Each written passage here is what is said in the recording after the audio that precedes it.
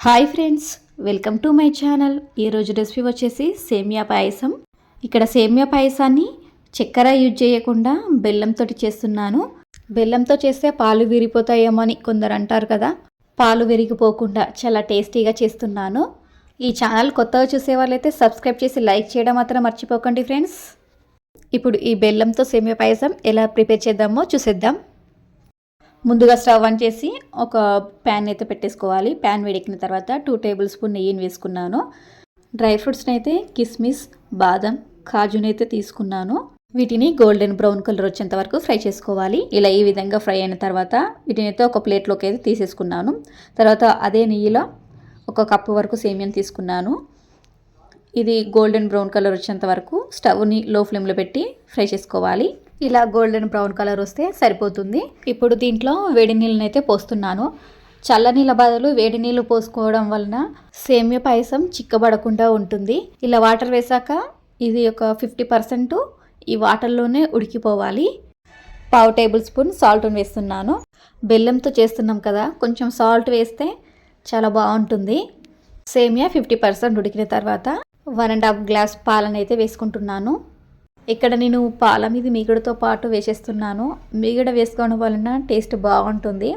మీ దగ్గర మీగడ లేనట్లయితే 2 గ్లాసెస్ పాలను 1 గ్లాస్ పాలు అయ్యేంత వరకు మరిగించుకోవాలి. అలా మరిగించుకున్న పాలతో చేసిన సేమియా పాయసం సేమ్ టేస్ట్ ఉంటుంది. ఇలా పాలలో 100% ఉడికిపోవాలి.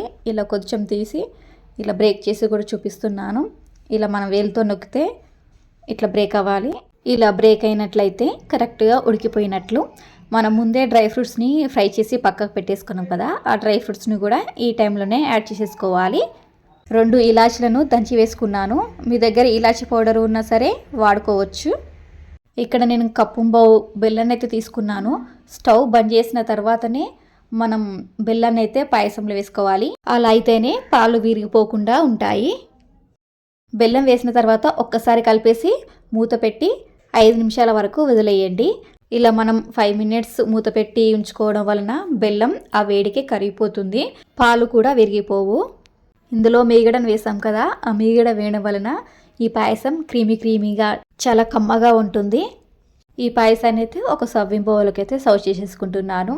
ఈ విధంగా ఒకసారి ట్రై చేయండి. మళ్ళీ ఇదే విధంగా చేసేసి తినేస్తారు. టేస్ట్ కూడా చాలా అంటే చాలా బాగుంది. మరొక్కసారి చెప్తున్నాను, ఈ రెసిపీ మీకు నచ్చినట్లయితే ఒక లైక్ చేయండి. అలాగే ఈ ఛానల్ కొత్తగా చూస్తున్న వాళ్ళైతే సబ్స్క్రైబ్ చేసి లైక్ చేయడం మాత్రం మర్చిపోకండి friends. Thank you for watching this video.